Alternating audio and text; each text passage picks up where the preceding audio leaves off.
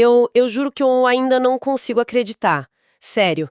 Eu leio a notícia de novo e parece um sonho. Fim de 2025 e a manchete é uma só. Mirassol Futebol Clube. O nosso Leão, o time da minha cidade, terminou o Brasileirão em quarto lugar. Quarto lugar. E com isso, passaporte carimbado para a Copa Libertadores de 2026. Olha, se alguém me falasse isso uns, sei lá, 5 anos atrás, quando a gente estava ralando na Série D, eu ia rir, ia achar que era piada. Mas é real. E, nossa, é a coisa mais linda que eu já vi. É um feito, é impressionante, realmente notável. E o que torna essa história tão fascinante para uma análise mais a fundo é que ela é um ponto totalmente fora da curva no futebol brasileiro, né? A gente está num ambiente que é famoso pelo imediatismo, por gastar o que não tem atrás de um resultado para ontem, e o caso do Mirassol é um estudo de caso sobre o que é ter um projeto, sobre ter paciência e, mais que tudo, visão de longo prazo. É exatamente isso. Por isso que o nosso mergulho de hoje vai ser em cima de uma matéria espetacular do portal Lance, que saiu agora dia 30 de dezembro. O título já é um soco no estômago de tão bom. Mirassol celebra venda recorde e define o objetivo para 2026. A nossa missão aqui é ir além da festa. Eu quero entender como torcedora e curiosa a arquitetura por trás desse milagre, porque a gente sabe que não foi sorte, foi plano. E hoje a gente vai desvendar cada tijolinho dessa construção. E o artigo nos dá um mapa para isso, né? A gente consegue conectar as decisões financeiras, os investimentos em estrutura e a filosofia de gestão para entender como esse quebra-cabeça foi montado. O fascinante é que o gol da classificação, lá na última rodada, começou a ser construído numa sala de reunião quase 10 anos atrás. Uma decisão que mudou tudo. Ok, então vamos direto para o assunto que está em toda a mesa de bar em Mirassol. A grana. A venda do nosso xerife, da nossa muralha, o zagueiro James, para o Fluminense. O valor é de cair o queixo, 4 milhões de dólares. Isso dá, fazendo a conversão, cerca de 22 milhões de reais, gente. 22 milhões. Para um clube como o nosso, isso é, sei lá, é um tesouro. Muda o clube de patamar, né? Coloca esse número em perspectiva pra gente. O que isso significa na prática? Olha, esse número, por si só, já é gigantesco. Mas para a gente ter a dimensão histórica, a gente precisa comparar com o recorde anterior do clube. E essa venda não só quebrou o recorde, ela pulverizou. O recorde anterior vinha da negociação de um atacante que a torcida lembra muito bem, o Luiz Araújo. Luiz Araújo, nossa, que saudade, um dos maiores talentos que já saíram do nosso Maião.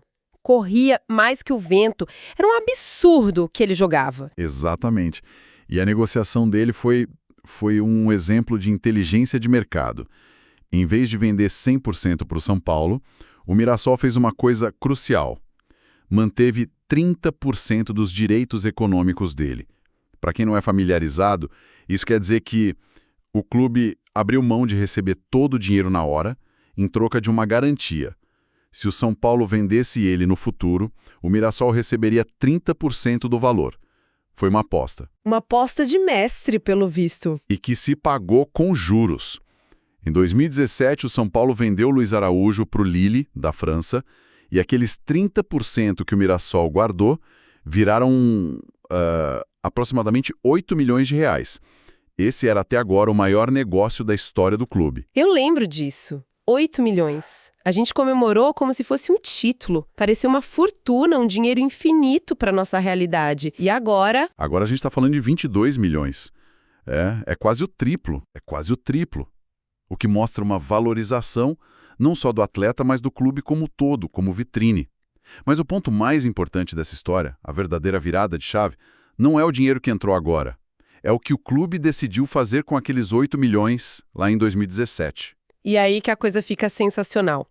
Porque eu, como torcedora, lembro da época. 8 milhões na conta. O que a gente queria? Um camisa 9 matador, um meia famoso. A gente queria ver o dinheiro em campo na hora. Mas a diretoria foi na contramão de tudo, né? o que o artigo nos conta. Foi exatamente o oposto do senso comum do futebol brasileiro. Em vez de gastar em ativos que perdem valor, como o contrato de um jogador, o Mirassol investiu em um ativo que se valoriza e que gera valor: infraestrutura. Pegaram os 8 milhões e construíram um centro de treinamento de última geração. Foi um movimento estratégico brilhante. O Mirassol investiu em tijolo, em tecnologia, em futuro. Um centro de treinamento, eu confesso que na época eu fiquei com o pé atrás, sabe? Mas hoje eu entendo. O que exatamente é um CT de ponta? O que tem lá dentro que faz tanta diferença assim? Ah, faz toda a diferença. Não é só campo bem cuidado. Um CT moderno como o do Mirassol, que foi inaugurado em 2019, tem um departamento de fisiologia de ponta, equipamento que monitora o desgaste de cada atleta com GPS. Isso evita a lesão muscular, que é uma praga no nosso calendário. Tem sala de recuperação com crioterapia, piscina aquecida, academia de primeiro mundo. O refeitório tem nutricionista montando o cardápio específico. Isso, no fim de uma temporada, se traduz em pontos na tabela. Agora a ficha caiu. A gente olhava e falava, nossa, como o time do Mirassol corre o jogo inteiro, como a gente tem poucos jogadores machucados. Não era mágica, era ciência. Era o CT. A linha do tempo é de arrepiar. Inauguraram o CT em 2019. Em 2020, um ano depois, a gente estava na Série D. E agora, menos de 6 anos depois, classificados para Libertadores. Da poeira para a glória continental. É a prova de que cimento e tecnologia ganham campeonato. Demora, mas ganha. E tem um impacto duplo. Além de melhorar a performance de quem já está lá, um CT de excelência vira uma ferramenta de recrutamento. Um jogador bom, quando recebe 2 propostas parecidas, ele tende a escolher o clube que oferece a melhor condição de trabalho, sabe? O Mirassol começou a ganhar a disputa por jogador não por oferecer mais dinheiro, mas por oferecer mais qualidade.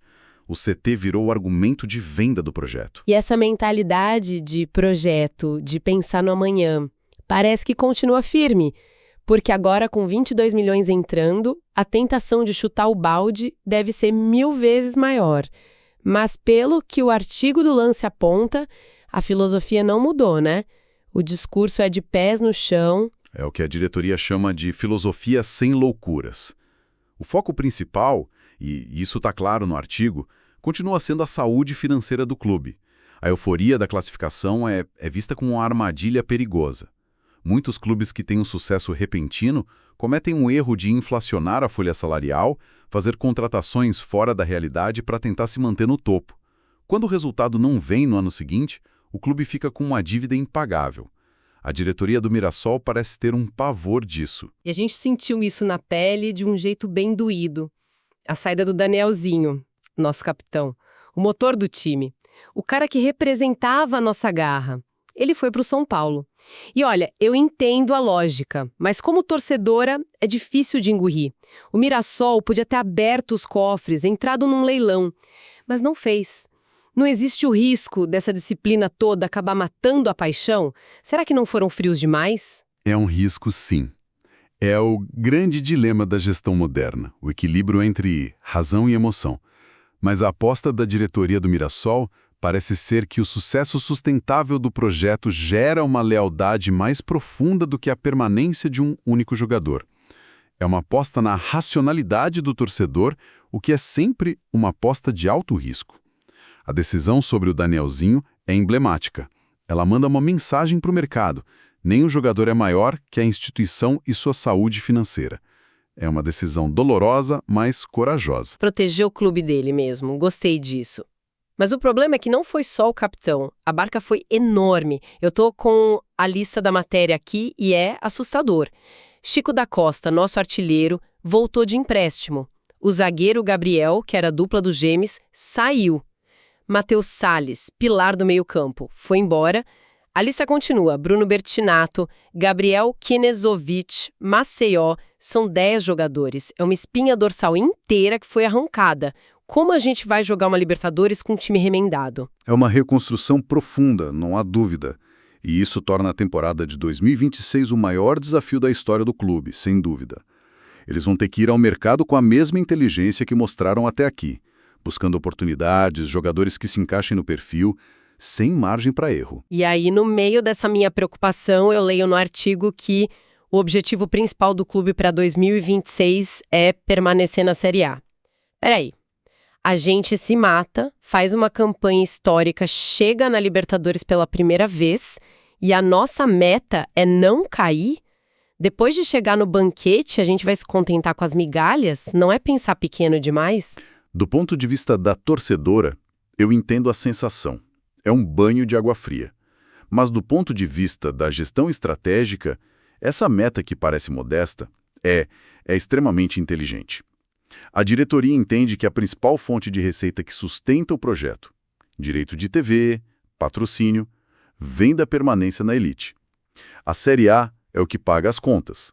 A Libertadores, que só começa em abril, é a festa, é o sonho, é uma vitrine espetacular, mas tratar a Série A como prioridade máxima é o seguro de vida do projeto. Garante que mesmo com uma eliminação precoce na Libertadores, o que é possível, a estrutura não desmorone. Entendi. É tipo, vamos para a festa de gala da Libertadores, mas sem esquecer que na segunda-feira temos que trabalhar para pagar o aluguel, que é o Brasileirão. A prioridade é manter a casa em ordem. Exatamente.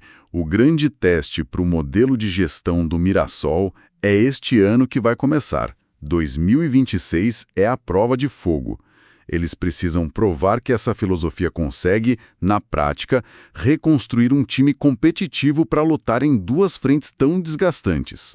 O desafio agora é pilotar o foguete em meio a uma tempestade, mantendo a rota e o combustível. Ok, então, amarrando tudo isso, a história do Mirassol é uma aula de paciência, de visão, uma venda inteligente lá atrás, a do Luiz Araújo, que garantiu uma fatia do futuro.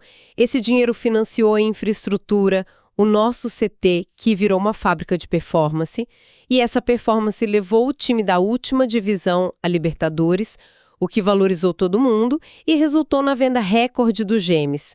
E agora, com os cofres cheios, a bússola é a mesma: disciplina e planejamento. É uma cadeia de eventos perfeitamente conectada. Cada decisão correta no passado abriu a porta para uma oportunidade ainda maior no futuro. É um ciclo virtuoso. Então, no fim do dia, o que isso significa? Para mim, significa que o sonho é possível. Significa que mesmo num futebol de gigantes, a inteligência e a gestão ainda podem levar um time do interior ao topo. O Leão Caipira, o meu Mirassol, provou isso para o Brasil. E eu não poderia estar mais orgulhosa. E essa história nos deixa com uma reflexão final, uma provocação. O modelo do Mirassol é um caminho que pode ser replicado por outros clubes pequenos no Brasil, ou ele depende de uma combinação única de fatores? Uma tempestade perfeita com a venda certa no momento certo e uma diretoria com uma visão raríssima. Em outras palavras, o sucesso do Mirassol é um manual a ser seguido, ou é a exceção que confirma a regra do imediatismo no nosso futebol?